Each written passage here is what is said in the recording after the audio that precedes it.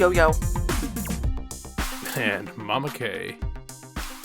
And my name is Mama K.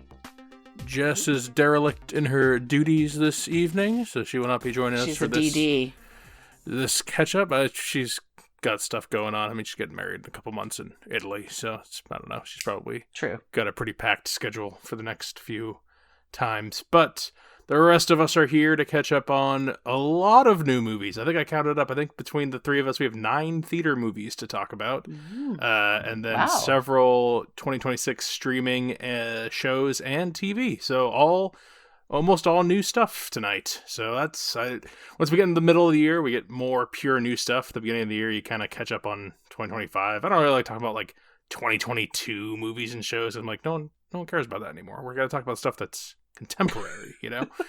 So, I would just say, like, if you're a listener, you're like, oh, we were talking about, like, Lou last time. Like, it's like a 2022 movie. No one watched it. No one remembers it. Like, you know, you gotta pad it out sometimes, but, I prefer talking about the new stuff. So I'm excited to talk about all the new movies. And I think we'll start with what's newest, I think, as of this recording. Newest or second newest is up there. And that's the only movie all three of us have seen, and that is Toy Story 5. Pixar's Toy Story 5. I've all seen it. The 5th Toy Story. Yeah, I told you. I theater twice these past couple Nicole's weeks. been to the theater twice since we last Damn. spoke. Yeah. So she'll be on 2 theater movies this time around. So look at that. It's craziness. You might well just run the show. Toy Story 5. We last picked up, was in Toy Story 4. They're at, we're with Bonnie for the first time, the new owner of the toys. We meet Antique Store. We meet Forky. Before this, running up to it, we actually rewatched 4, Nicole and I, just to refamiliarize where they last were, because I think we remember the originals pretty well. And I like that even more on it's my second or third watch of it. I really like that one. I think I like it more.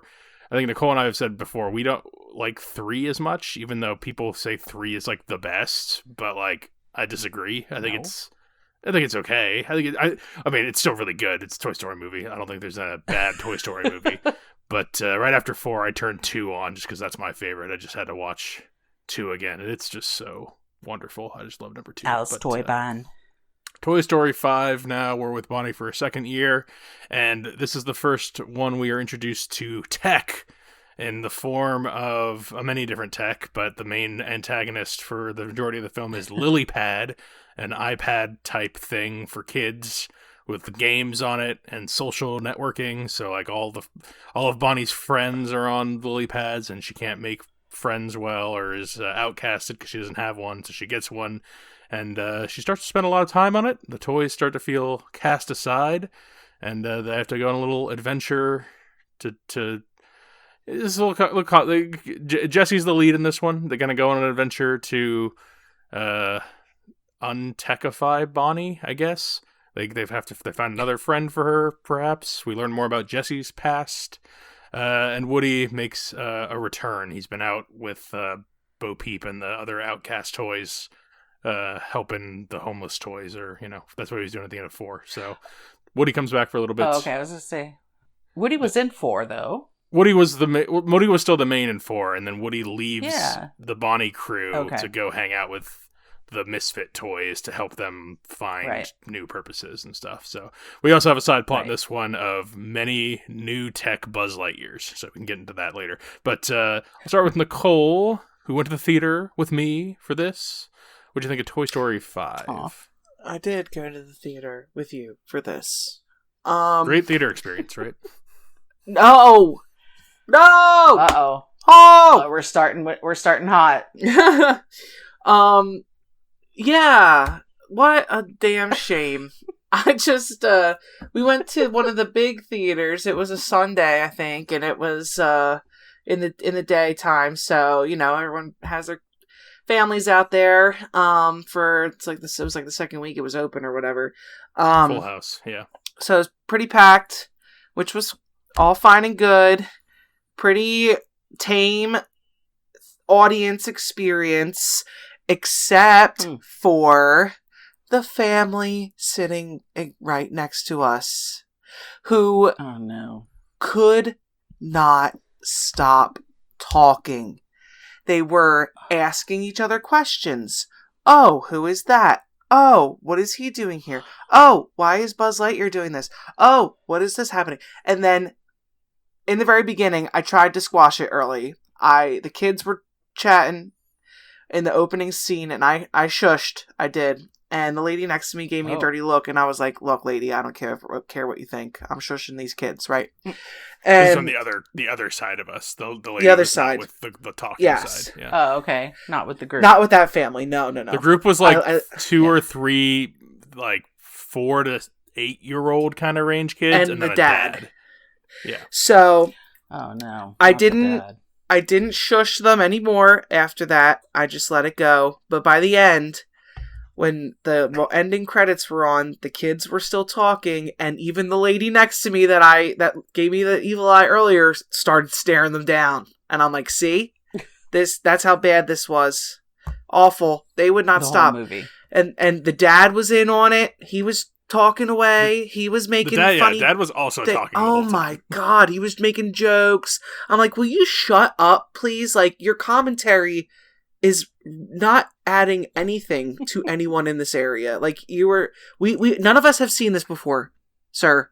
They were talking like it was Rocky Horror Picture Show. Like they were like making jokes added on to the jokes. I'm like, that's not what this is. This is a new movie that no one's seen, and it's a full theater. And they were not whispering; it was just regular volume, like just talking to somebody across the room. It's crazy. It was really bad, really bad. So I tried to block that out as best I could. But I really liked this movie. Otherwise, I liked the lily pad character. I liked the turnaround at the end.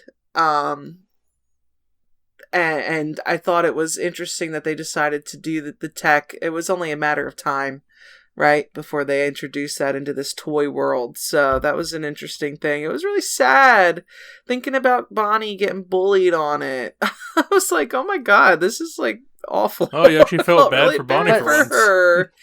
Yeah, I did. It's so relevant, right? It really is. So relevant. Yeah, I like the messaging. You know, it's. I don't think it's gonna come across with like teenagers, that watch this movie because it still is a kids movie. But still, it was sad to see that. But I liked how everybody came together at the end. As always, that was a good turnaround on Lilypad. But the thing that I didn't like about this, I'll say my least favorite thing, not that I didn't like, it's just my least favorite, was really the Jessie storyline. I didn't get it for the most part of, I get it, okay? Like, I know this is her old house, and we meet the family that lives there now. Trying to relay that back to being a part of Jessie didn't make sense to me. That's not her owner. That's not who it was. But I loved everything they did in there. I love the horses. All of that was so great. The toilet time character was a little annoying too, but it's just my ramblings of how I felt. I really liked it though. Much better than 3. That movie sucks. I like it more than 4. Better. Has there ever been? Hmm? What is the deal with the toilet time character? Like, I don't know anything like that. I've never seen a toy like that either. Very bizarre. I mean, why would you bring a toy into the bathroom with you? That you cheers touch. On. Yeah, that you touch with your hands. I was like kind of grossed out. No. That was weird. Like, did I miss that part of life where kids were using something in the toilet like that? And also, if you're going to make this movie about the potential horrors of tech coming into your child's life, like, you have to make the rest of it a little more believable. Like, that's not how tech works, where you plug in every item and it all fits into the same ports, and you can send a picture to a little camera that sent it to the toilet time man. Like, it was that whole thing was a little goofy, but that's what I say. Okay. Yeah, I think it was, for me, I didn't enjoy 4 as much. I really cannot stand the character of Forky. So that ruins He's barely in this one, so that will help you on this. I know that was a good thing, and I don't mind that it was the wedding of Forky and Knifey. I like that. It was. That was Forky. Fine, and for me, that's the perfect place for Forky and Knifey. Is like, oh, they got married, and now they're trash again or whatever. Put in a box somewhere. A couple things. My theater experience wasn't terrible, but there was a lot of running around in the theater. No. And it was just, and it wasn't little kids. It was probably 9 and 10-year-olds. So, it was just running around, and the movie starts and I'm like, okay, everyone's going to calm down. But it did at some point, probably more like, half an hour into the movie where, it was like, oh, snacks, whatever, or they started just getting into carb comas from whatever they were eating. But I felt bad.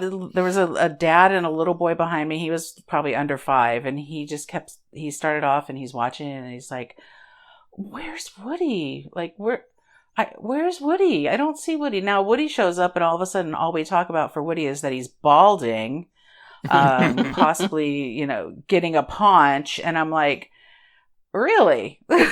That's how we're going to treat this beloved character. We're going to start he's an old now man. This is like some weird male bashing situation. I don't care for that. And the other thing I did not that I didn't care for, I just didn't understand it, was the side plot of the million Buzz Lightyears. Same. I don't know what that added to the movie, or did they just not have, I felt like that was a totally different movie. Or it could have been, funny you say know that. what I'm saying? Yeah, I said that to Brennan too. I was like, what was the point of that? Yeah. It's not that I didn't enjoy what they were doing. That's not the point. I just didn't see that it fit into this film at all. And I think there's a lot of fit problems for me for the film. The Woody thing, the Buzz thing. I agree with you on, I feel like we had a pretty solid, take on Jessie. I don't know that we really needed to further explore her life and introducing. I understand it was a way to be able to introduce this new family, this new character, which that I did like. I also liked all the horses. I loved where everybody got on the horses then. That was great. But a lot of that just was kind of noise during the film, when it really was about the whole lily pad situation. It really was about technology and how it, encroaches into the universe, and especially into kids. And I'm not sure how I felt about Bonnie's parent. I'm also not a big fan of Bonnie, and I'm not sure how I felt about Bonnie's parents, because the way they handled the bullying was really subpar parenting. That's what I'm like. I mean, I realize you can't, go off and do a getting on social media and ripping the parents a new one situation, which seems to happen a lot.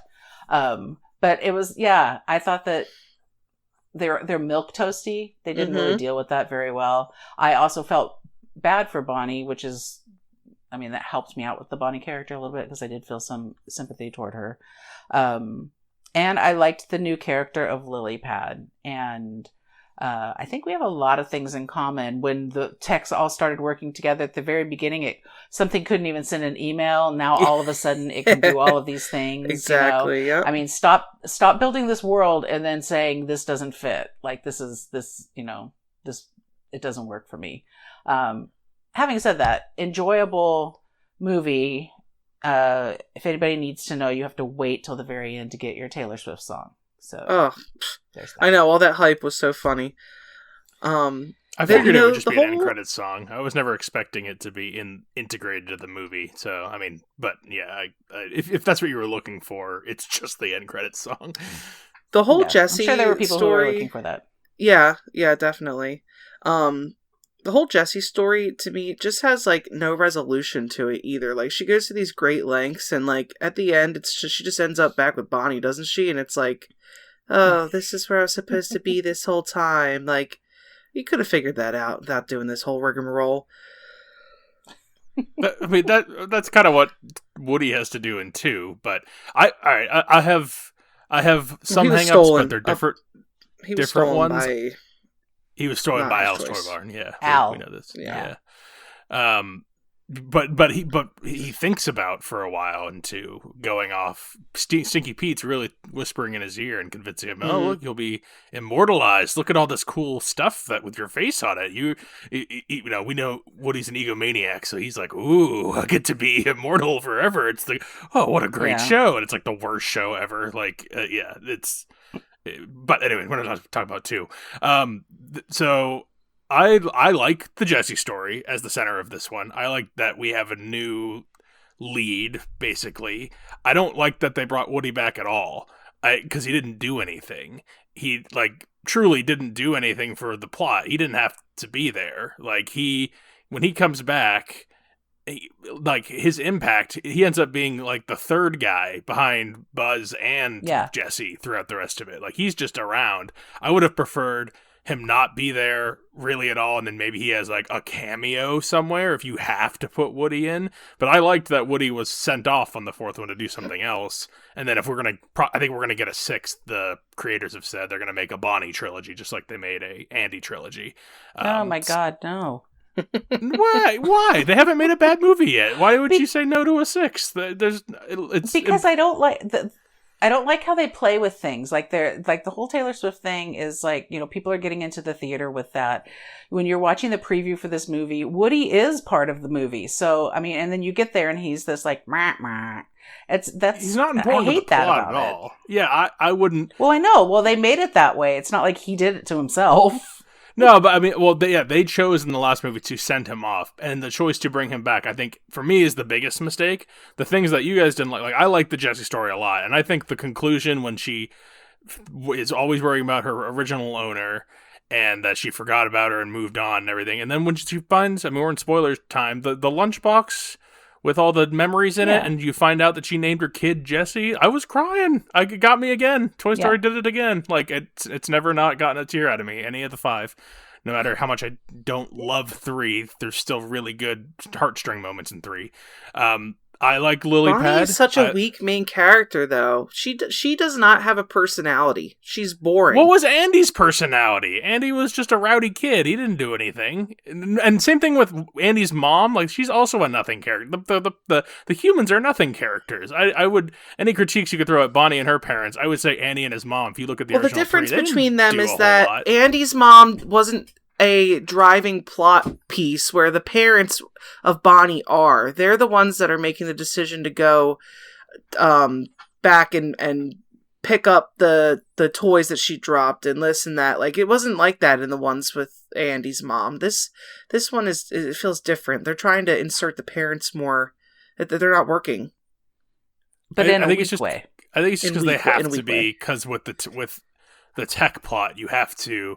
I mean, you could just inexplicably have the iPad show up and just be like, but you want that extra context of why they're doing it. I guess you don't want to. I think it's to make the parents look less bad and not just like, oh, we don't care about our kid, just get them an iPad because they're, whatever. That's just what everyone does. It's because they are worried that she's not making friends, and this thing seems to make. They even show concern about it when they first get it for the first time, but they're like, everyone else's kids have one, and that everyone seems to be making friends on there. So, and that's like Lily Pad's draw to originally is that she will help Bonnie make friends because she's having trouble making friends with anybody, and she does at first a little bit, and then we see the not good parts of having.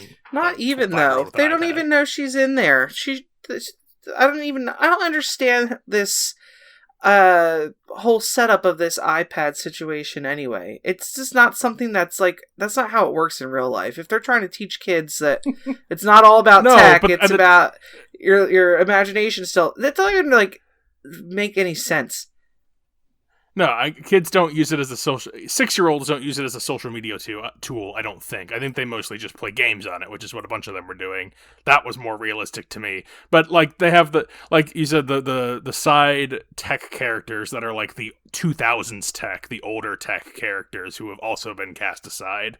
They they don't really email each other or whatever the fucking thing was, but they just had to make it plausible enough to make the plot keep going. I thought it doesn't hang me up. That's just a movie thing. That's just their tech and their they have Jessie has to learn that they're cast aside just like she is and all that kind of stuff. And everyone, all kids will grow up and move past their whatever they have, whether it's a toy or a tech, they'll get past it and you'll get left behind eventually. So you just got to do what you can in the moment, which is the point of the whole thing. But those hangups didn't get me. And also the Buzz thing, like you guys were saying that some of your favorite parts are like the horse riding stuff. I like Buzz finally gets to fly. They become drone Buzz. I enjoyed that sequence. Mm-hmm. Like we have the Buzzes because we got to get to that in the third act. They're going to be used later, so we have to keep cutting back and forth to them. I like the cold open where they're all marooned on an island, and I think I told Nicole this before. The way they handle Buzz through the whole series, I think, is some of the best handling of a character like Buzz, because Buzz in 1 is the fish out of water. I don't understand how anything works. I don't know how the world is. And that's like an impossible character to keep fresh, because once you're no longer a fish out of water, then what are you? You're just a spaceman sidekick man. But then every movie, they found a way to make Buzz fresh or different again. You do utility Buzz in 2. You do Spanish-speaking Buzz, and like They make him like a bad guard for the kids in 3, and in 4 he has the inner conscience where he's like, you have a little voice inside of you, and he's just like hitting his button over and over again because he thinks that's his inner conscience because he's still thick in the head. And then in this one they kind of do what they did in 2 a little bit, but to a bigger scale, where they have a bunch more Buzzes and they all have to rediscover things. They get the Zurg yell again. Like, I like how they handle Buzz in all of these, this one included, and I like that they keep a character who's I think he's particularly hard to keep fresh, and they keep him fresh. And then they give the original Buzz plot progression. He's finally gonna propose to Jessie. That's nice. I like this one. I'd have to watch it again to see how it ranks out against 4. I really like the Gabby in 4 a lot. I was bawling my eyes out when we rewatched 4 again. I just love that character. But yeah, I like this one. I think I still like it. I like it more than 3 off the bat. So middle of the road. But my hang up was having Woody in here at all. I don't think we needed Woody in here at all. And if we were gonna have him in, I guess then just don't advertise him. But they the need. Thing is that that's not the movie though. That's the Toy company Story around the movie. That's not like the filmmakers. That's like we needed Taylor Swift songs. Taylor Swift's popular. Woody's recognizable. Tom Hanks got paid the most out of anyone in this cast. I looked it up afterwards. He got paid like $20 million. He got more than Tim Allen or Joan Cusack. Like, it's just like that's not like the writer and director production team's fault. That's like advertising. That's just the way it is. It's Disney. It's a big Disney movie. I know, but the point I'm making by saying that is that you get a Toy Story franchise that, I mean, sure, it skews toward boys and girls, but it definitely skews toward boys. And then it just, because I think it's so fresh in my mind that the little boy behind me was so distraught that there wasn't enough Woody, and just like, where is Woody? What's going on with Woody? He probably didn't even see Toy Story 4. If he did, he didn't remember what happened to him. You know what I'm saying? Or he doesn't see he's the probably watched him on between Disney Plus at home. He probably has never. This is probably his first Disney or Toy Story in theater 4 experience. Yeah, he didn't see the connection between what happened in the last. It's like, so you have this more, it's skewed toward boys, and then you wind up giving him, this, and Jessie proposes to Buzz. Buzz doesn't propose to Jessie. So, Jessie lets him off the hook. He's gonna propose, and then she's just like, you're gonna. They do it in a cutesy kid way, because someone getting on their knee and saying, "Will you marry me?" in a Toy Story movie is weird. So they have to do it cutesier than that, and I think they did it fine. The truck's coming at him. Interesting take. I'm surprised. Actually, no, I'm not surprised. I'm not surprised you two are hung up on all the girl characters again, because you guys do that. I don't know what that's about. Like Bonnie don't want Jessie as the main character or whatever. But that's fine. I mean, you like Lily Pad. I get it. They do. They're able to walk the line too, because you can't solve tech, because there's no. It's not like the toys can like defeat tech. Like, that's not gonna happen. So they just have to like compromise at the end. Like they just have to like that's what it is. They compromise at the end. Bonnie gets a new friend who's less screen time oriented. I thought that was also, strange. She seems they a little too older than her. Yeah. I agree with that. I thought that was strange. Was that she's one girl's in like the teenager. Yeah, she's like 10 or 11, and Bonnie's like 6. I was like, unless Bonnie's way older than I think, or she's way younger than I think. Like, they're definitely more than a year apart, I thought, but yeah. I don't know. And she's not like an 11-year-old with Arrested Development. She seems like an 11-year-old. Like, she seems regular, you know? Yeah, right. She doesn't have any, like, special needs or anything that makes her developmentally different. They both seem like normal, in quotes, kids. They don't, but whatever. These are like, for me, those were around the movie hang-ups. I thought the core story was interesting. It was funny. It was as funny as it's always been. Timely. It was funny. Got me tears. So I'd watch a sixth. I want to see where this goes. Maybe they'll hand him off to another kid. But what do you do after 6? Because I don't know what you even do for 6. Because Tech is like so different than everything that's happened before. It's so different of a villain and like forward. Like, because it's true, kids don't play with toys like that like they used to. Some do, but I'd say most give up toys way earlier than a lot earlier, younger. Yeah. Yes. Back in the day, you'd play with toys till you're maybe 10, 11, 12, even like older toys like a Legos you could play for longer. And but nowadays, do kids after 6 play with toys? I don't know, maybe not. Yeah. Toy Story 5, we talked about it plenty. Next up, Monica, you're the only one who's seen this one. I meant to, but other things came up on our schedule, so I didn't get around to Disclosure Day. We did his top 10 Spielberg. Oh, this is going to be hard if nobody's seen it. Top 10 Spielberg movies not too long ago. This is a Spielberg most recent. 80% Rotten Tomatoes, Emily Blunt, and a big cast. It's an alien movie, right? Like, it's a... Disclosure Day is disclosing alien files. That's all I know about it. Are there things to spoil? Would that ruin the movie, or is it just a? It's hard for me to imagine a Spielberg movie. I don't think of that as a twisty movie. So yeah, what do we have Disclosure Day? No, it's really not a twisty movie. It's really a solid remake of Close Encounters of the First Kind, Third Kind, whatever. Oh, I don't like that movie. So that's not good. Yeah. When I'm watching it, that's what I feel like, oh my God, I feel like this is 1970, whatever, or 78 or whatever, 77. And I'm watching Close Encounters again. It's a bit of a retread, but with, tech, basically. It's almost like, it's Toy Story. It's Toy Story with tech. And this is Close Encounters with tech. The plot is that there's the big bad who has all this information, about aliens, etc., and they're trying to keep it quiet. You don't really know if the big bad is governmental or if it's not. It's kind of, nefarious. Colin Firth is the bad guy, and somebody who works for him decides that he's going to let it all hang out. Like he captures all the information, everything. And when he starts doing this and you're watching the movie, you start realizing that aliens are so America-centric that it's the most ridiculous idea ever, is that there's aliens. Because, most everything is based, in America. They talk about Roswell. They talk about, Area 51. They talk about basically everything.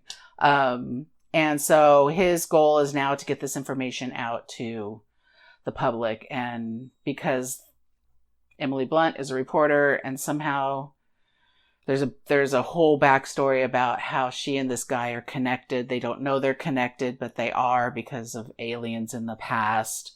That might be the only kind of quote spoiler, but you have to realize something's happening to these two people that don't know each other. So, so it's a lot of talking about aliens, and they show aliens. This sounds boring as fuck. I'm not gonna lie. This sounds not interesting. It really does. It's all moving around. The thing is it's different. Close Encounters was a quiet alien movie. This is a frantic alien movie. So this guy is always running from somebody. There are some quiet moments where the Colin Firth character can infiltrate these two people's brain systems and kind of talk to them even though they're not in the same room, kind of stuff. And so that's a little bit slower, But the rest of it is people trying to get to the Josh O'Connor character, Emily Blunt trying to get with him so that they can release all this information. I got hung up on the stupidest thing because that's what I do. That's my job, apparently, in watching movies. They were showing the aliens that they found. This is track. They were showing the aliens that they found from the Roswell. I think it was the Roswell crash in 1947. And there are these tiny people that are they look like what you would imagine aliens look like, but they might be 3.5 or 4 feet tall. And then when we finally do see the alien that the government has been hiding for all of these years, this dude is like he just got out of the NBA finals or more. He's like 8 feet tall. And I was like, what happened to the little guys? Like, they were little. Were they kids? Were they kid aliens? None of this makes any sense to me. I'll have to see this so I can give a take on this, because it might be a legitimate gripe, but it sounds like something's missing here. You think I'm missing something here? I mean, yeah, I don't. I feel like, yeah, I do. I don't know. I haven't seen this, but like, I feel like there's something missing here. No, honestly, like, this is the king alien Spielberg. Or something. Like, I don't know.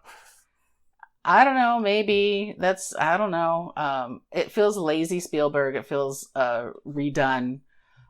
Performances are fine. Josh O'Connor's pretty good most of the time, and he was good as this guy.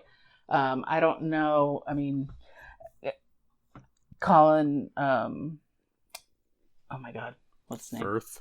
I almost said Colin Farrell. Colin Firth. Yeah. Firth. Colin Firth. Yeah. Yes, Colin Firth. He was chewing the scenery a bit much. But yeah.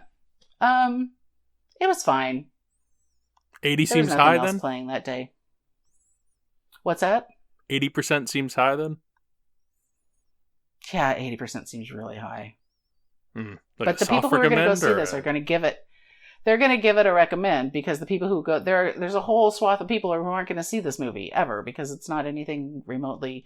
And I wouldn't probably see it either, just because I don't care about aliens. So, I mean, I don't know. Soft recommend, maybe. Soft not. I don't know. I'm right in the middle because I don't really care about it. I watched the whole thing and was very invested, but don't care. I know Jess saw this one, so I'd be curious what her take was. I feel like she was. I can usually glean her opinion from texts. I think it was a middle of the road opinion from her. But she also, I don't know if she cares about aliens, but she has more eclectic tastes. She'll kind of like or dislike anything for anything. So yeah, you never know. All right, Disclosure Day has been disclosed. I have 2 horror movies in theaters. Very big, popular horror movies with the youth, the youngins. They love these movies. The first Jess talked about briefly last time, and that is Obsession. New horror movie from director Curry Barker, who is a 26-year-old gentleman. This is he had an hour-long movie he made before, but this is his first bigger movie. Only a $750,000 budget, and it's made $373 million worldwide. It's been good for him. Yeah, it's been crushing it. It got bigger attendance on its second week than its first. It got good word of mouth. It's been memed a lot. Like, you see a lot of clips of this movie all online of different freeze frames with stuff under it, or like, just the music playing that's different, and it's just memed all over the socials. And so it's got a 93 or 4% of Rotten Tomatoes. So I was expecting pretty high level things, and it's very good. I like it more than Jess did, who I think she said it was just like an okay horror movie. It's definitely not like amazing. It's not like I talk about this guy's made a lot of YouTube stuff before, so I talk about another YouTuber movie from a couple of years ago, Talk to Me, a lot. Like, I like Talk to Me with the hand much more than this. But it's this girl and this guy. The guy's like a dweeby incelish kind of guy, but he has friends. It's this friend group. It's him, this one other guy who's like the dopey, loudmouthy friend, then this one girl who's like very girl next door-ish, who's the main, the lead, and then a fourth other girlfriend who's has like a crush on our lead, but never does anything about it. She's also very pretty and like cool, so I don't know why he'd ever just like goes that way, but whatever. He's obsessed with this one girl, and he can't share his feelings. He can't like express to her that he has a crush on her or anything, and gets confronted very early on, like, just say if you like me or not kind of thing, and he just can't do it. He's a little pussy bitch, and so he has this thing that he bought from a antique store called the One Wish Willow. You break it, and you make one wish, you break it in half, and then that wish comes true for better or worse. And he wishes that this girl loves him more than anyone in the world. And so the rest of the movie, the girl, like, immediately after he does it, becomes obsessed with him. And you get a lot of horror movie mileage out of her strange behaviors. I would talk about this more in spoilers when we have Jess back on, because there's good spoilery stuff to talk about in this. I'd be curious to know why she didn't love it. She said she just liked it. I think it's decently scary. It's not like, it's probably not jump scary enough for a Jess, but there's some in here. It's a really well told story. Very satisfying ending. The characters are still likable. They're still likable enough to kind of want them to do the right things. But that lead, he's clearly making some antagonist, villainous choices throughout here. He's not like evil, but he's just so cowardly that he makes decisions that end up hurting everybody. So it's a really good, interesting movie. I liked it a lot, and I can see why the youths are enjoying Obsession. The other new horror movie I saw, also by a young YouTuber. He is 20 years old, so really young guy, by the name of Kane Parsons. People may know him as Kane Pixels. That's his YouTube channel. And he made he made a feature length on his original movie, short films called Backrooms. And Backrooms is another movie that has been memed before the movie came out because of the shorts. Backrooms are like any liminal space kind of place. So an empty office building where like the chairs and desks are stacked in weird ways. Very yellow movie, very yellow office hallways, if you've seen the trailers for it. Reflecting pools that go on endlessly in like a tile room with a low ceiling, old Christmas trees in like a basement with a bunch of dirty clothes all around, but everything's just a little bit off. And so that's the setting of Backrooms. The main like plot is you follow Chewy Floors, Chiwetel Ejiofor, my boy. I like him a lot. He's like a failed architect, so he instead bought out this struggling furniture store. It's like a pirate-themed furniture store. It's really cheesy, and it's set in 1990, I think. So, like, yeah, like end of that era. And so he's got a therapist that he goes to. She becomes part of the movie, and he finds the Backrooms one night. And a lot of the creepiest, most interesting stuff is him just kind of going through the rooms and like seeing what's going on. Not a heavily jump-scared movie. There are some, but it's a much more sense of dread thing because, as we go through the Backrooms, you find out there are other things in there that are not just the people who walk in. There's a whole third act that I don't even really want to spoil because you two aren't going to see it. Jess might if she hasn't already. Why won't I?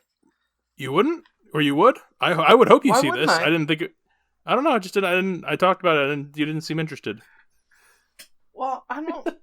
I'm never really gonna jump for joy at anything, but I mean, I'm never really interested. That might be on for free on a streaming one day. I was just going to say, if it's streaming, that's a possibility. Yeah. Yeah. Then I'll hold spoilers. I feel the same way. I almost went and saw it at the theater, actually. You almost saw Backrooms? Yeah.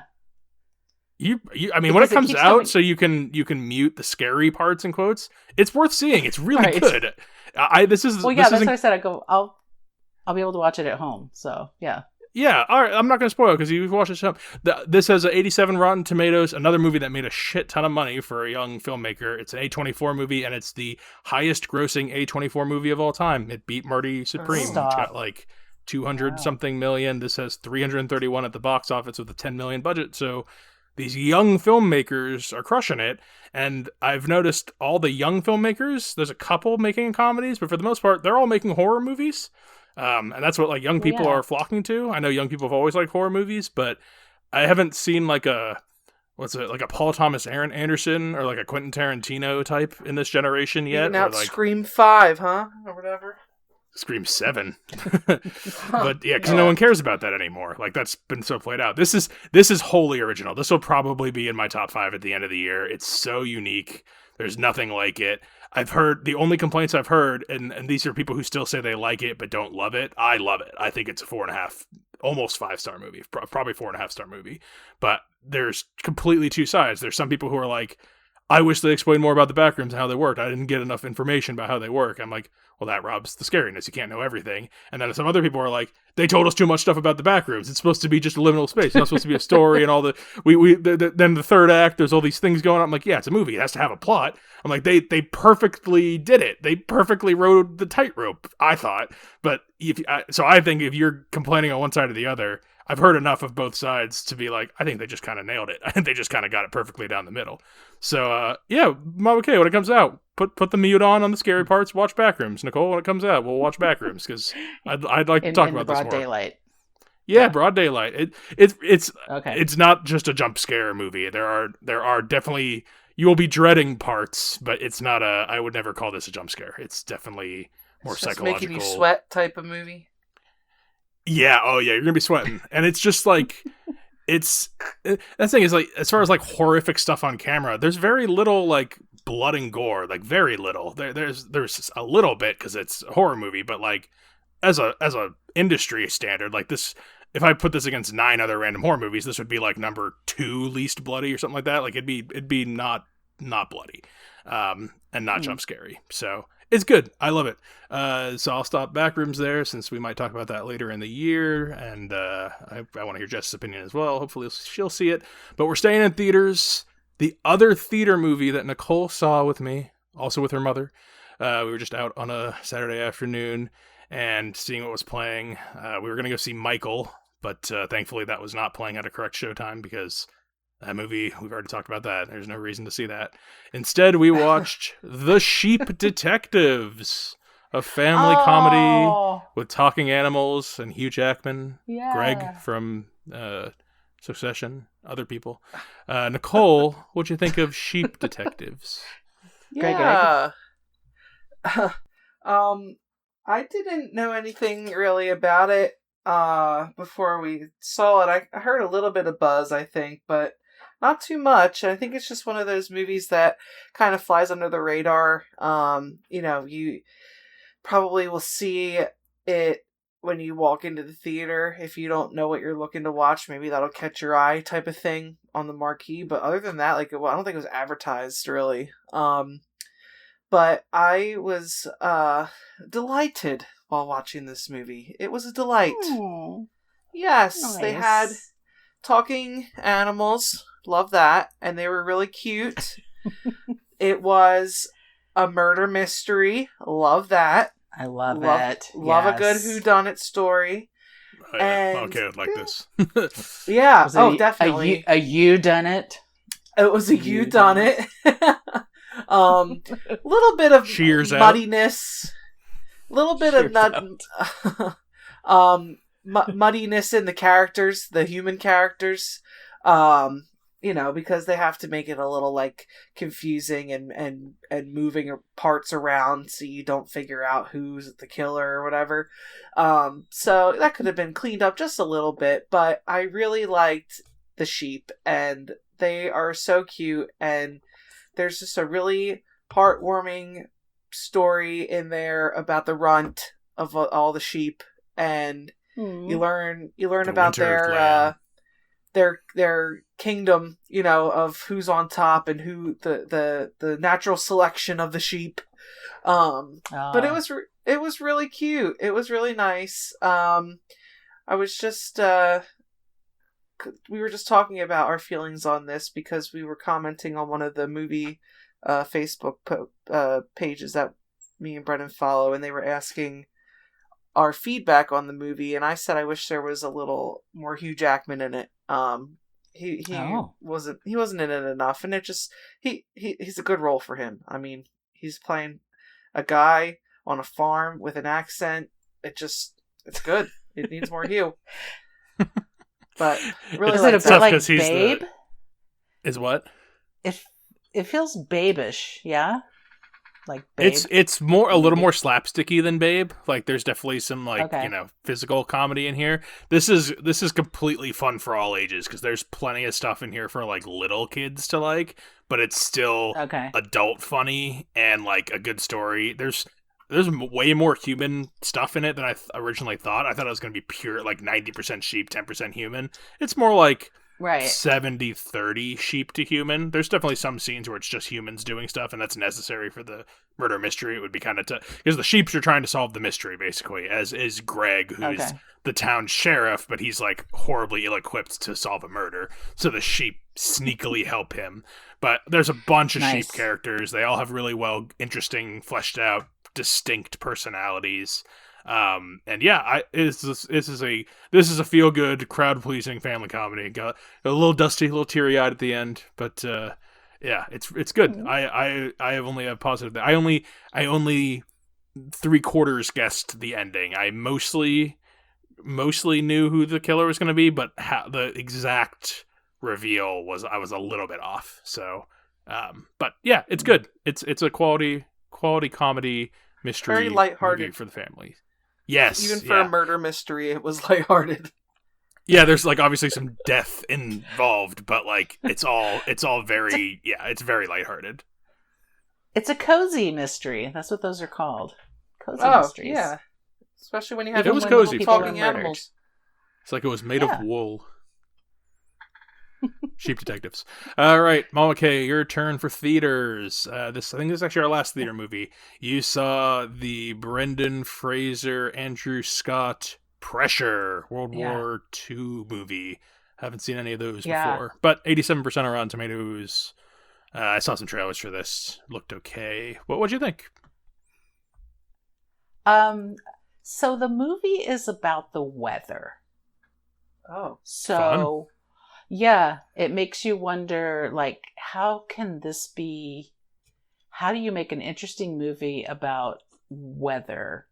But it's a true story about how it starts to take place 72 hours before D-Day happens in June 6th, 1944. And there are two weather people. They have discriminating thoughts about what the weather's going to be like because they're going to be storming the beach at Normandy. So they're crossing the English Channel, which could be treacherous. And it's, that's Andrew Scott's character is one of the meteorologists. The other meteorologist, I don't know who that guy was that I can think of. But it's a seat of your pants situation, even though it's about the weather, because everybody knows what happened on that day, and you have to get to the point where this is going to happen. But the fact that it was almost 95% chance that they were going to do something entirely different and go earlier, and it was going to be a disaster. I mean, they practiced doing the whole breaching of the beach at Normandy, and people were killed during the practice of it. Like, not just a couple people, like not a platoon, but dozens of people were killed because the weather has to be just right in order to do it. So it sounds crazy that it's that interesting, but it is. There was part of me that I had to suspend. I was like, oh my God, are they going to do it? Now in my brain, I'm like, yeah, of course they're going to do it. It's are fine. They going to do it? We know what happens. Yeah, but is it going to really happen? Like, is he going to convince them to not go the day before? Brendan Fraser plays General Eisenhower, and he's good at it, but I feel like he plays him well because it seems like he doesn't have a lot. General Eisenhower seems like a 5-star general who just doesn't have any, there's no wiggle room. There's no gray area. It's all black and white. Do we go? Is it a go, no go situation? Whatever, and he's very much like that, and does a good job. Andrew Scott does a great job. Yeah, it shouldn't be a nail biter, but it kind of is. And if you like war movies, or if you like movies that are based on real situations, or if you really are a World War II buff, I think this would be really interesting. Somebody in World War II buff already knows all this information, I'm sure. But to see people fight over weather for an hour and a half is the wildest thing. So I like talking in rooms movies. Yeah. It sounds like there's some rooms and talking. I like that. A lot of talking, a lot of rooms, war rooms, libraries. Yeah. There's some, real life stuff that goes on to these people while all of this is happening, but it's really it's a short period of time that they're talking about. It's really good. I understand how it's getting the reviews. I'll be seeing this when it comes out on streaming. I was on the fence. I wasn't sure. Good reviews, but you never know on these things. It's war movies can be tough. Sometimes they're really good, and sometimes they're lame, lame, is the best way to say. But Damian Lewis was in this. Damian Lewis? I do. Billions. Looks like Josh Homme. Yeah, I like him a lot. He was unrecognizable in this movie. So interesting. He's a pretty recognizable gentleman. So yeah, but no. So yeah. Pressure. All right. Yeah. Now we will move on to streaming, and Nicole saw another family comedy. Seems to be what she's on board with these days. Yay! She just wants the lighthearted silliness. Yeah. And I think Jess saw this earlier in the year. It's another double Pixar episode. We saw Hoppers on Disney Plus, what came out earlier this year. Yeah. The story revolves around Mabel, who is a young girl. She becomes I think she's 19 during the majority of the movie. But she's an animal lover. She's an animal rights activist. She's always protesting this one mayor in the town who's beloved by most people. He's not an evil politician in the traditional sense. He doesn't care about the wilderness. He wants to build his big highway. That's the kind of traditional plot, but he's still beloved by the people. So it's interesting contrast there. They're always butting heads. But the crux of the movie is she has this professor who's doing all these experiments, and one of the experiments she's successfully done is they call the Hoppers program, or Hoppers is what they call it. And you put this little helmet on, and it transfers your consciousness into a little robot animal. They have a couple of them, but the main animal we follow is a beaver. And that is what Mabel, she breaks in and transfers her consciousness into the mind of a robotic beaver so that she can infiltrate the animal world and convince the animals to rehabitate, is that the right word? Is habitate a word? They're going to reclaim this old reservoir that has been abandoned, and that's why the mayor is building all his stuff there. But if they can get the animals to come back, then the town will disapprove of it, and then he won't be able to build his highway. And then Mabel's little area, she has a special connection to that because her grandmother used to take her there. We get a nice grandmother sequence in the beginning, and so a lot of the movie is her talking with the other animals, and the animals talk to us. They're all played by actors, and it's a zany movie, very off the walls, not a realistic-y kind of movie. It just completely goes for zaniness. But yeah, Nicole, what'd you think of Hoppers? This was not as good as I thought it was gonna be. I didn't know you disliked it. Well, I'm not saying have the that. same reaction though. I feel like Jess had the same reaction. I don't remember. But I'm not saying I didn't like it. That's not what I said. I said it's not as good as I thought it was going to be. Yeah. I really liked most of the ending. I'll say there's a lot of build-up time to get there. Most of it is Mabel as a beaver in the animal kingdom. So she's spending most of her time with the beaver family and all the other animals in this forested area where she can communicate with them, and that's fun. I like the idea of that, understanding what the animals think versus what we know as humans of how it's bad. They don't know why this is happening. All they know is that there's this awful sound coming from something that a human put there, which happens to be a deterrent speaker in the forest that they put to scare all the animals away. So, do the animals know that she's not a real animal? No, they do not know that. Oh, okay. They think she is a beaver. Okay. So there's a lot of that. That's most of the bulk of the middle of this movie is her becoming friendly with the other animals. It's cute. Don't get me wrong. Like, it's cute what they do. They have their whole system of there's royalty of each animal species, and they're the council.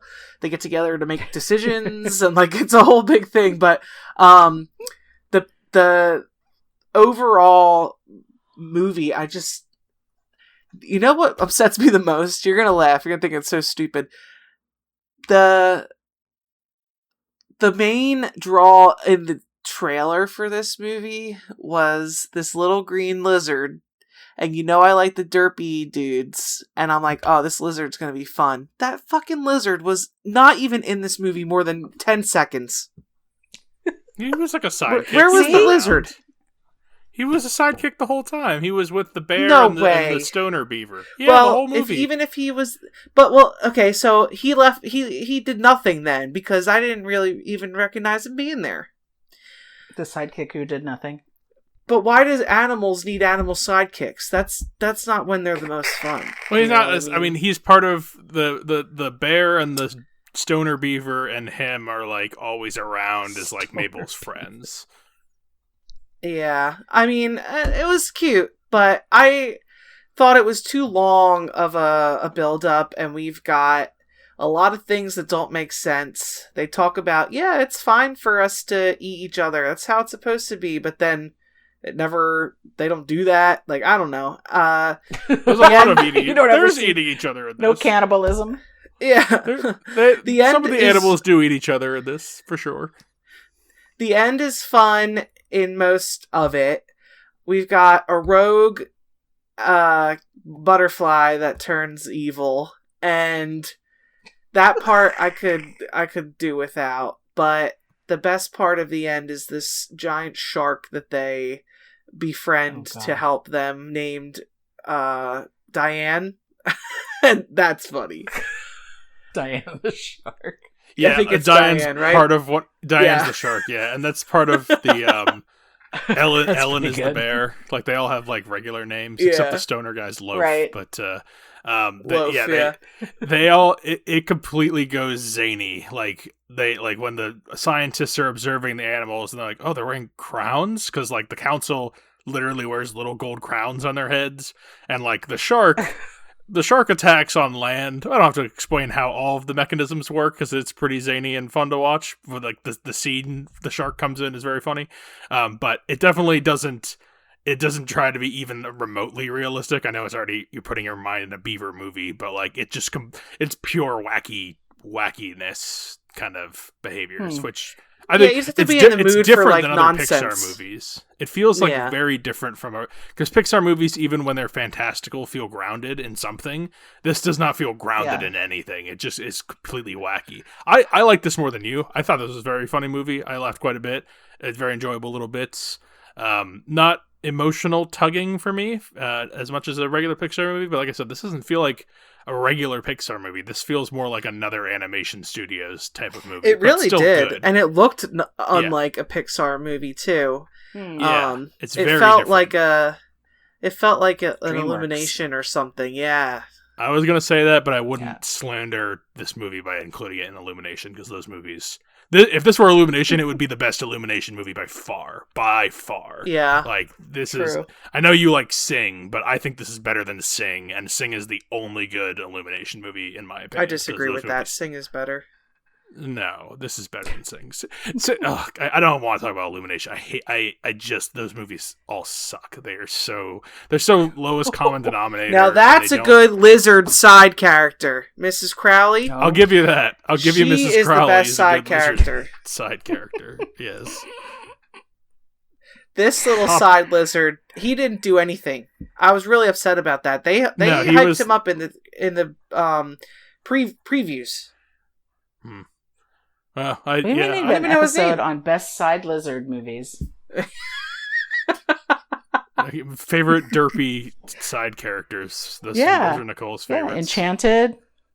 Okay, do you even know the lizard's name from Hoppers? The lizard's name? No. Bill.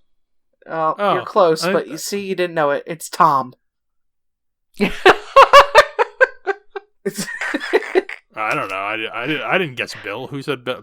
Okay, guess Bill. I said Bill. Yeah, but Bill and Tom are not that far apart.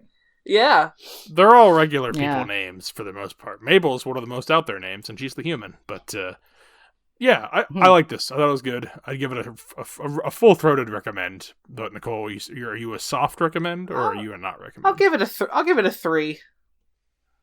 A 3. Okay. All right, Hoppers. On to the next streaming movie. Another one Nicole and I saw. I forgot to text it to you earlier today, but we did watch a documentary from 2026. Wow, we still had Netflix working temporarily. And it's a Louis Theroux documentary. He who made My Scientology movie, among others. And this time he goes inside the Manosphere. Louis Theroux inside the Manosphere. About the Manosphere. The red-pilled bros that you see on social media that are all about lifting weights and degrading women, and they're usually conspiracy theorists. Mogging? Mogging is part of the Manosphere. Mewing. Okay. Looks-maxing. Yeah, any Looks-maxing, yes. Any toxic masculinity you can think of the past 5 years is probably associated with these gentlemen. If I could even dare call any of them gentlemen. He is in the documentary himself, inserts himself in as a guy who just kind of goes around and he infiltrates, but he's like, if you've ever seen a Louis Theroux thing, he's a dry British gentleman. The way he talks to people is very blunt and straightforward, but he does endear himself to these people. They don't see him purely as opposition until they kind of start to figure out that maybe that they're the butt of the joke here. But yeah, you learn about all these different influencers. A couple I had heard of. They don't get, I think the most famous of this brand of people is Andrew Tate, the sex trafficker who also does these podcasts and has supplements and yeah, just any toxic masculinity stuff you can think of is associated with these guys. And Nicole, did you know much about these guys going in? And overall, what was your takeaway from inside the Manosphere? I definitely did not have an extensive background knowledge of this type of man before. I have not come across this type of content on my socials, thankfully, but or in real life, I'm guessing. Or definitely not in real life. No, not in our spheres of people we hang out in. They definitely it's not. Are a self-selecting bunch of people. Yeah. Yeah, I mean, I am fully aware of who Andrew Tate is, and just from watching other things about this category of people, I've seen it before. I know some other YouTubers that cover kind of stuff like this, but just to watch them be interviewed, knowing that there is the potential that they will be put into a bad light, and the fact that they don't care, even more than that, they encourage it because they want to have this hardened look about them, and they're so badass and they don't care what anybody else thinks. They are the best thing. They are gonna get it, and they're gonna brew controversy, which is exactly what they want because that just means more eyes on them. And one of the guys that he interviews is really upset at some point about how he's portrayed in the documentary, but invites him back to be like, yeah, actually I did all that on purpose. I wanted to look like an asshole because I am one. And this is great for me because I've got more followers now because you made me look like such a dick, and that's awesome. So it's just really disgusting people that call women bitches and whores and will say that to their face, and they find the women that like that and that will go along with it just so they can also be famous. I don't understand this culture. It's not something that I have any familiarity with. I mean, isn't it just an arm of social media though? I mean, that's what all of social media is. People do whatever they do to get clicks. Ballerina Farm, exactly. I mean, all that kind of stuff. These guys are very alt-right pipeline-y kind of guys. They're definitely conspiracy theorists. They're very trad wife folk. Like, your woman knows her place. I make the money so that my woman can look beautiful and shut up and be quiet and raise our children because I have to go out and be the breadwinner on social media. The hunter provider. Yeah. It's very that. Yeah. It sounds like they just stay in their house and do stuff online. Well, they have to network. They have to network. In person? Oh my god! They invite people over and stuff, and like do collabs. They have to have their fancy Maserati out on Sunset Boulevard, so everybody can go up and take pictures with it. And then when they ask, "How'd you get this car?" Oh, well, you need to invest and do this and that and the other thing. Here's my card. Let's get you on social media with me so that your followers can increase. Like all this ridiculous stuff, and it's a pyramid scheme. It really is. Yes. It's the latest incantation of a pyramid scheme. That's terrible. It's a pyramid scheme for young the documentary young dudes. People who don't want to have a real job. Yeah, I mean, really, and they think they're doing such hard, amazing work. But the dryness of this documentary is amazing. You know, he makes really great British stuff. humor, it's just right? to the point. Yep. This is what it is. I'm telling you, this guy's a dick, and I'm gonna tell him. He's not gonna play into him at all either. He will fight back in his questioning and all. So I really appreciate that about his style of documentary making. But it's just it's an eye opener. So shit you don't even know is going on in this world. There's a whole following for it. I wish more people did that. I was reading a bunch of the critiques, and a bunch of them were like, "This is nothing new. Everyone knows this stuff already." I'm like, "No, that you were in a bubble." Like, that's not true. I was like, I watched with my wife. She had heard of Andrew Tate. That was it. She didn't know any of these other guys or any of their stuff that they're into, and like how they are really with their shit, and like how invasive it is. Some scary moments in this, and it happens multiple times, is when a group of teenage boys, like, I'm talking 16-year-olds, like 4 or 5 of them will come up and they'll run into one of these guys and be like, "Yo, this guy, your content, we fucking love, we watch your videos every day, man. You're just telling truth to power, man." Like, it's so disturbing. Like, it's so not good how many young dudes are like responding to these guys so positively. It's like, is highly troubling. He mostly talks to the asshole guys. He occasionally talks to like their Stockholm Syndrome wife and girlfriends who have talked themselves into this being fine. Another big part of this is that it's one-sided monogamy for a lot of them, where like the man has sex with all the women he wants, but the woman has to be with him, and like that they all go through lengths justifying it, and then every time the woman is asked, she's like, "Well, it would be nice if it were just the two of us." And then the guy's like, cuts in, "Yeah, but that's just not how it is. That's not how we're built. That's not how, that's not biology. And, women, they're supposed to be, you gotta have someone, and then men, we have to go out and like be out there, like it's best for everybody."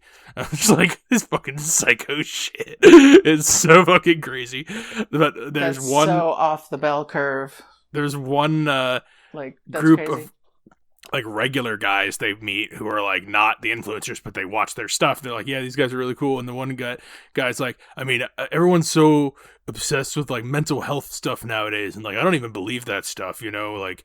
And then he literally in the same sentence, the guy's like, "My brother used to talk about this stuff all the time, but like I didn't even know what he was talking about." And he's like, "Oh, what do you mean you used to talk about?" He's like, "Oh yeah, well he committed suicide a couple years ago." Yeah, I'm like, the guy who just was screaming how mental health doesn't exist and his brother literally killed himself. Like, just horrible, just absolutely horrendous what these guys are into and what they do. There's a lot of Jews control the world from some of them, and then the one guy will be like, "See that cameraman over there? Jewish. How could you call me anti-Semitic? I have a Jewish guy right there." It's such like I have a black friend, I can't be racist kind of behavior.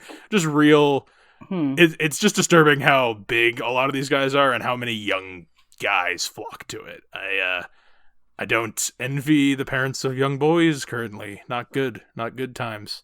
Inside the Manosphere. That's any interest, Mom? Okay, sounds like you had fun with it. No. I the whole thing about I don't think, as you're describing it, it sounds like there's a woman's side of this too, where, I mean, women have been dealing with those kind of things forever, as far as other women telling them how to behave and how to do things and how you're supposed to look and all of that. That's the same thing. I mean, except for this is now dudes doing it, and they're getting all of this recognition from younger dudes. The same thing happens in the woman world. I don't see how this makes no sense to me. The women it they just have also in here felt like offshoot human trafficking type of thing. Yeah, like, I mean, these women are stuck in this lifestyle. Human trafficking. yeah, exactly. Yeah, it's a scary world, and I wouldn't have known about it if he didn't make a doc about it. They don't talk to any what I would consider regular women either. It's all either their wives or girlfriends who they've brainwashed, and then the other women are all influencers, OnlyFans models. Like, they're all wannabe socialites kind of women. So these guys' view of women is even more skewed, because those are the only women they talk to, because that's the only thing they think is any value, is like, she's a hot thing that listens to me. Like, that's kind of that. It kind of stops there. Like, that's kind of all of it. And like, it's whenever they go on, this one guy's a podcast on there, he's talking, and then he's like, let's see how many men there are out for you. So how tall does he have to be? Oh, at least 6 feet. At least 6 feet tall. Okay, and what do you think? What's the salary got to be? Not that much. Like, maybe $300K a year, something like that. 300,000. Yeah. Yeah, exactly. Yeah. And then they go through a couple more things, and then he does the math. He's like, 0.002%. That's how delusional you women are. That's how crazy women are. They think that they deserve all this shit, and you're just another bitch in the crowd. Like, I'm like, all right. If you talk to women like this, I'm sure that's going to be your worldview, because these are the only types of women you're talking to. It's just, oh my God, tough watch, but informative if you don't know anything about it. I have one more 2026 movie to talk about. I'll go through it quick. Saw it on streaming, came out earlier this year in theaters, and it's called They Will Kill You. They Will Kill You, with Zazie Beetz, Tom Felton, Heather Graham, Patricia Arquette. It's Kill Bill. It's just Kill Bill. It's shot like Kill Bill. It's got musical stings like Kill Bill. It's got head and foot chopping and eyes popping out like Kill Bill. It's Kill Bill. In a hotel. It has the word "kill" in the title. Yeah, it's in a hotel. It has a very similar tone also to the Ready or Not movies, so horror comedy but more actiony. This one is. It's a lot of fighting. Zazie Beetz is kicking a lot of ass. And yeah, it's a hotel with these rich Illuminati kind of guys. There's some supernatural stuff going on, but she fights them all, has to find her sister who got taken away. It's a revenge movie. It's Kill Bill. If you like Kill Bill, there's an hour and a half, and it's solid. It's a 3-star movie. It's nothing special. If it came out in 2001, this would be like a mind blower, but because it's highly derivative, it's just fine. But yeah, that's They Will Kill You. No, I don't have a bunch to say on it. It's good though. It's good. All right, on to TV, which I think is also new. Mama Kay, why don't you get back on the plate here and talk about The Other Bennet Sister? I'm seeing a lot of old British things happening here. I'm gonna take a little nap. This is not old British. This is literally new. It just came out. Of course, it takes place in the 1800s. I would say it takes place in Old British. That's what I mean. The old Sisters. I'm looking at the cover. This is Old Pride British. and Prejudice. Yeah, okay. Pride and Prejudice, Jane Austen. And so in Pride and Prejudice, you hear all the great things. There's 4 sisters, and they are all, everybody's gets married, and it's Mr. Darcy, and wow, and great. And then there's Mary. It's like Mary is the less attractive of the 4 sisters. Yeah. And she is not getting married, and she's not going out, and she's a bookworm, and she wears spectacles, for God's sakes. So we follow Mary's journey in this season. She's not looks-maxing. She's not mogging. None of that. She's no and simp. Yeah, it's fun. She's a strong character. Everybody else is portrayed kind of fairly one-dimensional. Her sisters are fairly one-dimensional. The other people that surround her, maybe not as much, but it's nice to see her little story develop and come to fruition. I don't think it'll be more than one series. Anyone else get anything out of it, or is it just a Mama K show? I recommend it, so... All right, well, we will move from the other Bennet sister to season 2 of a show that Nicole, I think, maybe all of us watched it. A lot of us watched it. I don't remember who watched it, but I know at least Nicole and I did. Came out for a second season. I saw 1 episode of it, and I was not really into it. Maybe 2 of it. But Nicole watched 9 Perfect Strangers season 2. The Nicole Kidman is like a voodoo doctor priestess that helps people with their problems. Call her that. I wouldn't call her that. She's like a spiritual scientist. She's a scientist, holistic scientist, mind-altering specimens, so she can see the ghost of her daughter.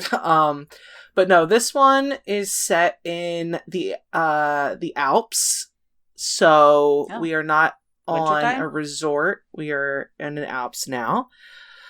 At this old but well-kept chalet, mansion, resort, spa location. This season, everybody knows that she does the medicine. So she's not fooling anyone with what she's doing. They're all willingly getting into this. Very different. Yeah. This one's got a couple of bigger stars in it. Let me pull it up. Don't say it, Brennan. I can't think of the guy's name. Wait. I looked through season 1 cast and season 2, and the season 1 cast is by far stronger than the season 2 cast. It is. Oh. We have, again, obviously, Nicole Kidman is the main character. Oh my god, everything is just ads when I'm trying to look this shit up. What is that friggin' guy's name? Bald one? Tell me. I Mark can't even Strong. find it. Mark Strong. Oh, it was not even who I was thinking of. Henry Golding? Yes. Jesus Henry Christmas. Yes. He's not bald. Henry Golding's in it. No, Mark Strong is Mark bald. Strong is bald. Mark Strong's the bald guy. Oh, okay. Yeah. Yes. They're the 2 biggest names. Everyone else is medium names. Why can't I find it online? Why can't I type this in and get the friggin' cast names? Listeners this are is hearing really the real pissing me Nicole off. come out. It's giving me both seasons. I don't want both seasons. I just want to look at the second season. If you hit on the Wikipedia, Go to the first episode of season 2 if you're on IMDb. Just go to Wikipedia. Well, I can't even load IMDb because... No, don't do IMDb. It takes forever to load. Just do Wikipedia and scroll down a little. There's Why no does Wikipedia. IMDb take forever to load?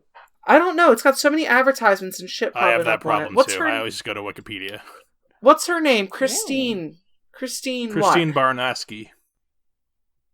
Baranski? Yeah. Baranski. Yes. Baranski. Oh my gosh. Yeah. Yes. I like her. Okay. She always plays the same character though, so very it's sharp. Like, all right, we've seen you in this character 100 times. But anyway, this one is a little slower, if you can believe that. I thought the first series was slow. Yeah. Exactly. Yeah. Yikes. There's a lot of chitter chatter that has nothing to do with what the whole experiment is, so that takes up a lot of time in this one. It's really boring. There's a couple of scenes where they're taking the medicine where it's freaky, so people are doing stuff that's weird, but some of the times they're taking the medicine and they're just acting a little high. Like it's not, I don't know if they're microdosing it and that's like a part of the thing, or if they're just forgetting that they're supposed to be doing this like grand experiment like in the show, and they're not acting that way. But this one does a really deep like heart monitor thing, so we're getting more advanced in her practice. Okay. I think she's also disgraced at this point, but these people still want to do it. Big backstory of yeah. I mean, I don't know. I don't think they can make a third one of this, but there's a big backstory as to why Mark Strong was invited there. I know. I was surprised. And that has more to do outside of the whole experiment thing. She's getting revenge in this one, and she's going down the rabbit hole even more. So, I won't spoil it because it is still interesting. You know, it's just one of those shows you can kind of watch, and when something happens, you're like, oh wow, that was, you know, how'd they think of that? But it's rather boring, I will say. And if you know, the end is kind of lackluster, I guess. It's like, oh, that's how you decided to end this whole thing. So, yeah, it was the endings of those are usually the weakest parts. Yeah, it really was. Even like White Lotus and stuff like that. I agree. White Lotus is just so much better than this show. Oh yeah, don't drag White Lotus into this character category. That's much better than... I watched the last couple episodes of this with Nicole, and I was like, this is even worse than the first season, and I didn't like it. It really was. Nine Perfect Strangers, maybe the last time we talk about that one. I watched a TV show by myself. The difference in that one, too... I'm so sorry, Brennan. The difference in that one, too... You can start over. The difference in this one was that everybody was tied together through the storyline. It wasn't like the first one where no one knew each other. This one, they're all there for like a certain reason. They all tie into a story based on one of the characters there. So they all are connected without each other knowing it. So that was a fun thread. But yeah, other than that, that was it. Sorry. Alrighty. Nine Perfect Strangers. No more of that, probably. Yeah. I saw a TV show by myself. I usually don't watch TV shows, but this one I had heard things that intrigued me from people I like, and that is Widow's Bay on Apple TV Plus. Widow's Bay. Really? Yeah. Did you watch this? Really?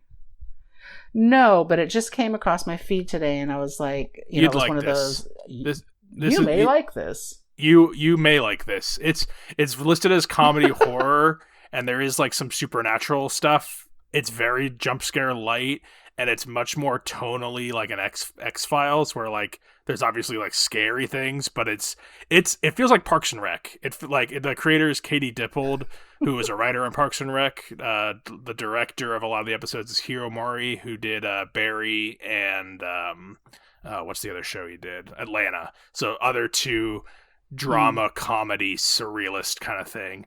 But this is about a guy. Matthew Rhys plays the mayor of Widow's Bay, which is like a tiny island in New England. It's kind of Stephen King-like, I guess, in that way. And it's really lame and old and run down.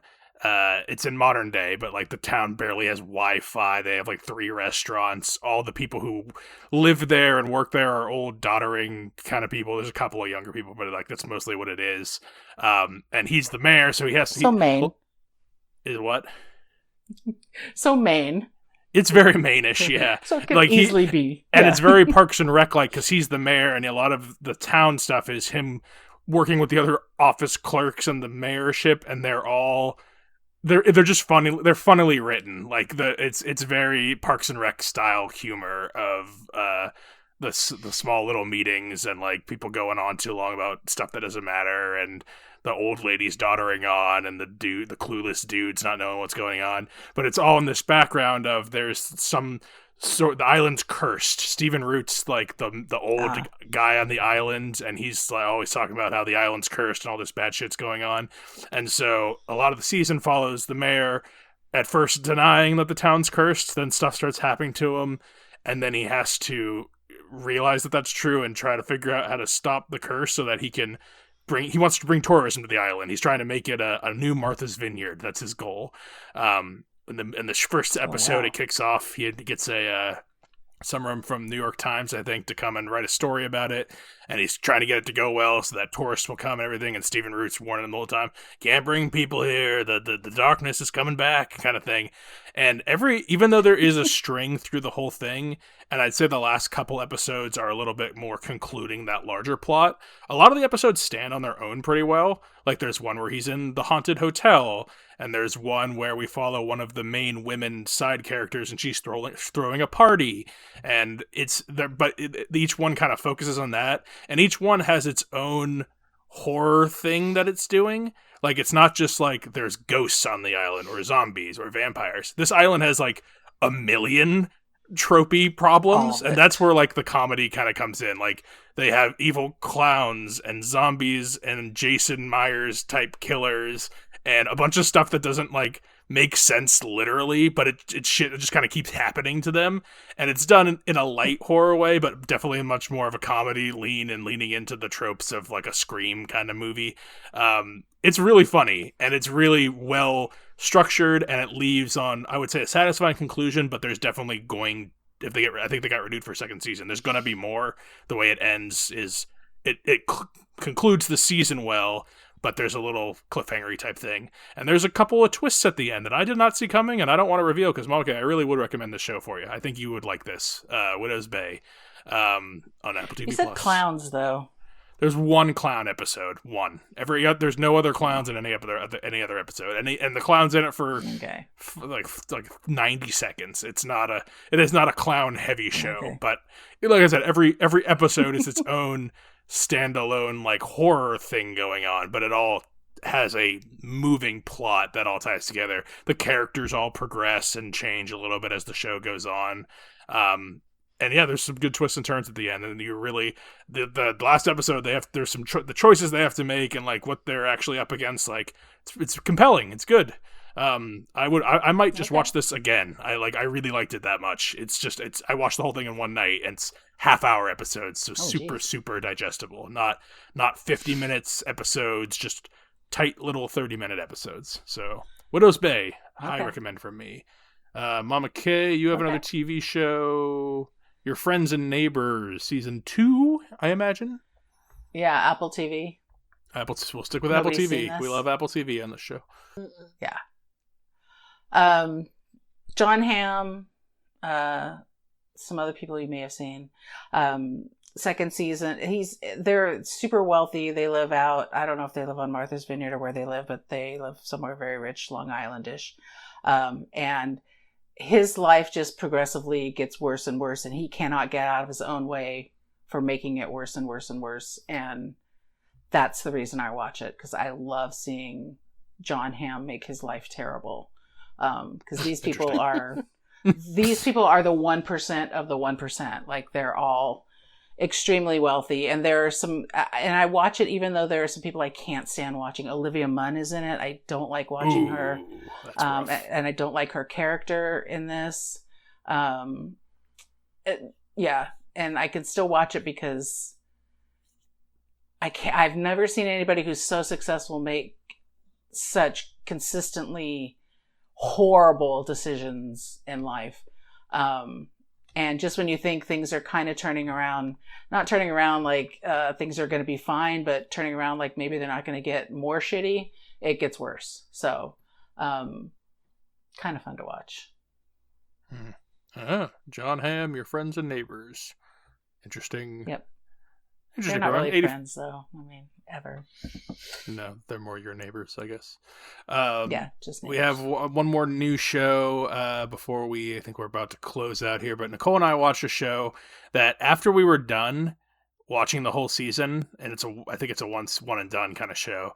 I realized that I was like, because of the twists at the end, I'm like, I'm pretty sure Jess and Mama K talked about this show. And then Nicole was like, I don't remember that at all.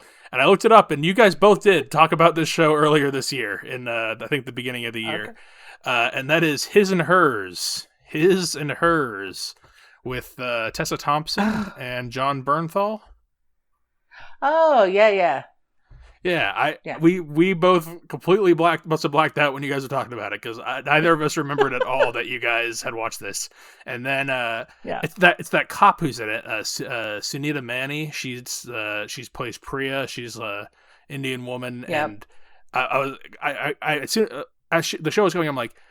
I know her from other things. I think she's one of my favorite like side character actresses these days. And I'm like, I feel like Mama Kay and Jess were talking about some show she was a cop on. This I wonder if this is that show. And she's a cop here. Yeah, that's what I said. I just put it out of my head completely. And then by the end, I was like, I think they talked about this whole thing. But his and hers. Oh, you probably remember us talking about it because of the twist at the end. Yeah, there's I guess there's really two. There's kind of two twists. There are two. There's there's the main plot twist, and then there's like an extra twist in the last 10 minutes that like I don't mind spoiling it now that we've all talked about it, but Nicole, what were your thoughts on his and hers? I really struggled to even remember what this show was when you were introducing it until you just said something that sparked my memory. The twists at the end. Yeah, I was like, what is he? I don't remember watching anything like this, but yes, I do remember now. And the twists were, the one twist of who our reporter friend is. I think we kind of all got that pretty quick. I called that like a third of the way in. I'm like, well, I bet it's her. I'm like, oh, that's the girl who used to be the friend who looks different now because and then I saw the little breadcrumbs they left in. There was like a locket with the initials on it, and then I saw the yearbook and all that stuff. I'm like, oh, okay, yeah, we got that. But then the twist at the end with the mom, holy shit, that was crazy. I was not expecting that at all. I was laughing, like almost tears laughing so hard at the twist because oh my god, no, my jaw was on the floor. I was like, whoa. It made enough sense like when they went back and explained it. I'm like, that was good. I appreciated it because like I didn't like the show at all until that, like literally the last 10 minutes, because I was like, it's fine. This is drama, it's a mystery. I already guessed the big other twist, and I guessed it so far ahead that like I was kind of bored of a lot of it. And then they do that second twist. And I was complaining earlier in the show, I'm like, these shows are all the same. Like, it's always the same crap. Like, I was like, why don't they just make, like, the baby the killer? Or some crazy side character that you would, like, something that doesn't make any sense at all. And then I said, crazy. Oh, we're like that old mom, right? Or like the old mom. Yeah, I'm like, yeah, the dementia mom. That would be a good choice. And that's actually what the fuck happened. I was laughing so hard. Jess texted me after the second episode of it and said, it's going to be somebody crazy like the grandma. And I'm like, totally is the grandma. Oh my god! I can't believe Jess called it. Was... I mean, we were joking about like, wouldn't it be funny? Like, it wouldn't. I was like, wouldn't these shows be better if something like that happened? Yeah. And it was literally the only good thing about this show, I would say. Like, the acting's fine. It's a drama, and Tessa Thompson, John Bernthal all going back and forth, whatever. But, like, I don't know what it is. I just can't care about these kind of shows that much. But I love when they do something like that. Yeah. That's a long wait, though, for... It is. It's too long. It's 6 episodes, but it felt like that show I was talking about, Widow's Bay, is like 10 episodes, and it was like half as long as these 6 episodes. I swear, like these things fucking drag, and they're not fun. Yeah, and like it's just not. I don't know. There's a lot of these type of shows. I just don't get it. Like I don't get this type of show, but whatever. Yeah, I mean, I liked it. You know, I like the murder mysteries and trying to figure out what happened. I like that stuff. So, you know, I thought it was fine. But yeah, that was a good twist. Crazy twist. But His and Hers on Netflix. I mean, I'm assuming you've watched it if you wanted to, and otherwise we just spoiled it. But like, we know what we were talking about during that when I think my mom saw this too, because she told me, yes, my mom also said we should watch this, and I texted her after the first episode. I said, please tell me that Tessa Thompson's face does not stay like that for the whole fucking series with her lips pursed like that, like like duck face. Right. I don't know what is going on with her poor face, but it was so distracting. You did oh say my that. god. I said the young actress they got to play Tessa Thompson, I thought they de-aged Tessa Thompson because she looks so much like Tessa Just Thompson, like her. the younger. It's a really good younger casting, but yeah, you had the Maybe they did. You didn't God, care so for the Tessa distracting. Thompson face this whole time. No. All right, his and hers. That was our last new thing before we go. Mama Kay rewatched an entire old favorite of hers, an old show. She watched all of Seinfeld recently. So, any comments you want to give on this 40-year-old show? Yes, 35-year-old show. we started watching it, and I hadn't seen it from, front to back since it came out. And, there's always episodes on TV, and I don't really watch any of that kind of stuff. But we started watching it. It sort of became the after dinner, kind of wind down kind of show. And it's so fucking funny. I feel like it's almost funnier now than it was when it came out, just because it's, I don't know, so directed at my sense of humor. You have to get past the first few episodes, which are not good. The first few episodes are not good. And they kind of, when they give up on doing Jerry's stand-up shtick at the beginning, that's when it actually gets better. But the characters are just so funny, and, you're following them throughout, and there's always, you can't skip something because you're going to miss seeing a character that's going to come back 6 seasons later, and you're not going to have the reference, and you need to have the reference because that's what makes it good. Really funny. I would watch it again right now. I would start all over and be laughing out loud. I like Seinfeld. I've never watched all the way through. I've seen a lot of the episodes on TV.